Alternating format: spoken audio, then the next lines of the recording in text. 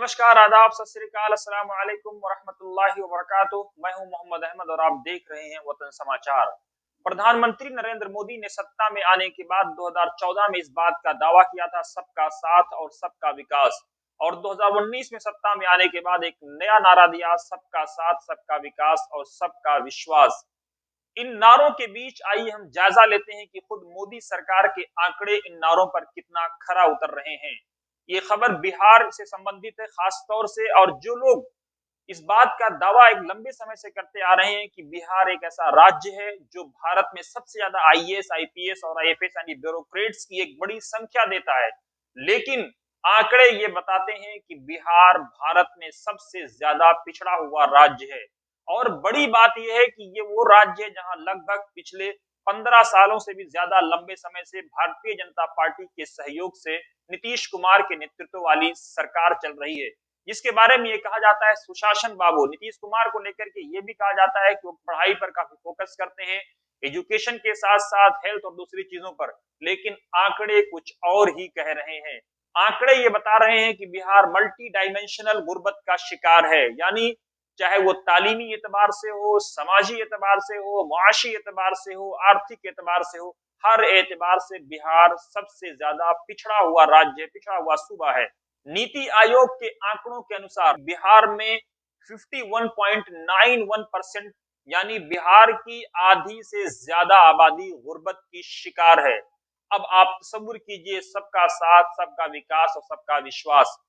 JDU के एक senior नेता, वरिष्ठ नेता से जब वतन समाचार ने संबंधित में बात की तो उन्होंने स्पष्ट शब्दों में कहा कि साहब हमसे इस मामले में राय मत लीजिए, लेकिन उन्होंने उखड़े हुए अल्फाज में ये जरूर कहने का प्रयास किया। उन्होंने कहा कि आप हमारा नाम शायद मत करिए, लेकिन आप ये जरूर कहिए कि हमने बिहार के लिए मोदी सरकार से विशेष पैकेज का डिमांड किया, लगातार संघर्ष कर रहे हैं। विपक्ष के कई नेताओं ने विशेष पैकेज के लिए प्रधानमंत्री मोदी जी पत्र लिखा, लेकिन आज तक बिहार पर कोई ध्यान नहीं है। उन्होंने कहा कि बिहार बंटवारे में सबसे ज्यादा पिछड़ गया, जितने भी मिनरल्स थे, माइनिंग्स थी, सारी की सारी चीजें झारखंड को चली गई। बिहार में कोई आकर के कंपनी क्यों लगाएगा?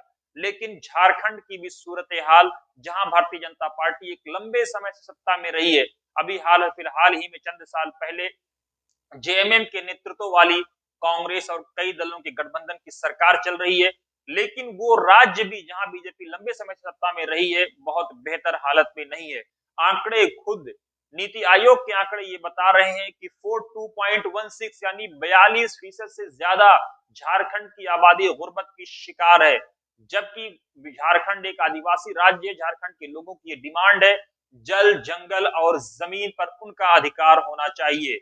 अहम बात यह है कि एमपी, मध्य प्रदेश 36.65 यानी मध्य प्रदेश में भी 1/3 से भी ज्यादा आबादी मध्य प्रदेश की भी गुर्बत की शिकार है। यूपी में जहां भारतीय जनता पार्टी की सरकार है, इससे पहले अखिलेश यादव, उससे पहले मायावती, एक लंबे समय से इन दलों का सत्ता में ये दल काबिज रहे हैं, इनकी हुकूमत रही है, लेकिन 37% से ज्यादा लोग, 37.79% लोग यूपी में गुर्बत के शिकार हैं। और मेघालय में 32.67%, जहां आज राजनीति की सबसे ज्यादा उथल पुथल चल रही है, एक बड़ी पार्टी भारतीय जनता पार्टी के साथ जा चुकी है, लेकिन ये राज्य भी लगभग 1/3 आबादी यहाँ की पिछड़ी हुई है। और वहीं जब देश में गुजरात मॉडल की बात होती है, देश में ये कहा जाता है दिल्ली मॉडल की बात होती है कि दिल्ली को नाफिज किया जाए, केजरीवाल सरकार बार बार इस बात पे फोकस करती है। और प्रधानमंत्री मोदी के मानने वाले, उनके फॉलोअर्स या उनके वोटर्स या वो लोग जो भारतीय जनता पार्टी में आस्था रखते हैं, वो इस बात का प्रचार प्रसार करते आए हैं कि गुजरात मॉडल, लेकिन केरला सबसे बेहतर और संपन्न राज्य के तौर पर उभर करके सामने आया है। नीति आयोग के आंकड़े, मोदी सरकार के आंकड़े ये बता रहे हैं केरला में 0.71% यानी 1% भी लोग वहां पर गरीब नहीं है। वहां हर तरफ सियासी, तालीमी, समाजी, इक्तिसादी, इकोनॉमिक, एजुकेशन, हर एतबार से लोग अपलिफ्टमेंट है, उनका इंपावरमेंट हो चुका है। दिल्ली 4.79% ही लोग गुर्बत के शिकार हैं। दिल्ली की हालत भी बेहतर है, लेकिन केरला, लक्षद्वीप, पांडुचेरी, गोवा और सिक्किम इनसे बेहतर नहीं है। पंजाब, एक फॉर्मर स्टेट, वो भी काफी बेहतर हालत में 5.59% लोग ही गुर्बत के शिकार हैं। हिमाचल प्रदेश काफी बेहतर हालत में है। हिमाचल प्रदेश की भी बेहतर आबादी गुर्बत से निकली हुई है। 7.62% लोग ही गुर्बत के शिकार हैं, जबकि मिजोरम 9.8% लोग ही गुर्बत के शिकार हैं। अब आप सोचिए कि जो लोग बिहार में बार बार फोकस करते हैं, खासतौर से सबका साथ सबका विकास और सबका विश्वास में आस्था रखने वाली सरकार जहां पर चल रही हो और जिसके नेता बार बार इस बात का दावा करते हो कि हम सबका उत्थान चाहते हैं, सबकी तरक्की चाहते हैं, सबका अपलिफ्टमेंट चाहते हैं, लेकिन एमपी जहां बीजेपी की सरकार, यूपी जहां बीजेपी की सरकार, बिहार जहां बीजेपी के सहयोग से सरकार चल रही है और मेघालय भी तकरीबन उसी हालत में है, ये ऐसे राज्य हैं जो सबसे ज्यादा देश में पिछड़े हुए हैं।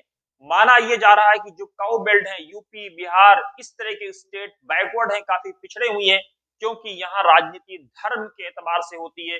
यहाँ के लोगों की प्रायोरिटी एजुकेशन नहीं है, स्वास्थ्य नहीं है। इसी वजह से आपने कोविड पीरियड में देखा होगा कि सबसे ज्यादा बुरी हालत इन्हीं राज्यों की काउ बेल्ट की रही है। और वही राज्य, चाहे वो साउथ के राज्य हो, तमिलनाडु, केरल, ऐसे राज्य एजुकेशन के एतबार से, आर्थिक के एतबार से, इकोनॉमिक के एतबार से, हर एतबार से अपलिफ्टमेंट है इनका। इन लोगों का एम्पावरमेंट हो चुका है, क्योंकि यहाँ मुद्दों पे बात होती है। हम अपने दर्शकों को बता दें कि केरल विधानसभा चुनाव में जब हमने जमीन की रिपोर्ट ली, जमीन पे दौरा किया और वहां लोगों से मुलाकात की, तो केरल जैसे राज्य में पॉल्यूशन मुद्दा था। वहां लोग पॉल्यूशन की बात कर रहे थे कि जो सरकार सफाई और बेहतरीन पर्यावरण, एक अच्छा इन्वायरमेंट देगी, हम उसके साथ खड़े होंगे। जबकि काउ बेल्ट में, चाहे वो यूपी हो, बिहार हो या दूसरे दिल्ली हो, इस तरह के राज्य में कभी पॉल्यूशन पे कोई बात नहीं होती है, ग्रीनरी पे कोई बात ही नहीं होती है। अब आप सोचिए कि नीति आयोग के ये आंकड़े हमें और आपको एक बार फिर इस बात की दावत दे रहे हैं, न्योता दे रहे हैं कि हम सोचें, गौर करें कि सरकारें मस्जिद मंदिर पे चुननी है, गिरजाघर गुरुद्वारे पे चुननी है, या फिर जो सरकार हमारे बच्चों को बेहतरीन एजुकेशन देगी, बेहतरीन स्वास्थ्य सुविधा देगी, बेहतरीन इंफ्रास्ट्रक्चर देगी, बेहतरीन एक हेल्दी इन्वायरमेंट देगी काम करने के लिए, हम उसके साथ खड़े होंगे। ये आपको तय करना है, हमको तय करना है। नमस्कार, हमारी रिपोर्ट कैसी लगी कमेंट बॉक्स में जरूर अपनी राय दें। साथ ही साथ हमारे यूट्यूब चैनल को लाइक, शेयर और सब्सक्राइब जरूर करें, ताकि सही और सटीक जानकारी समय पर आप तक पहुंचती रहे। जय भारत, जय संविधान।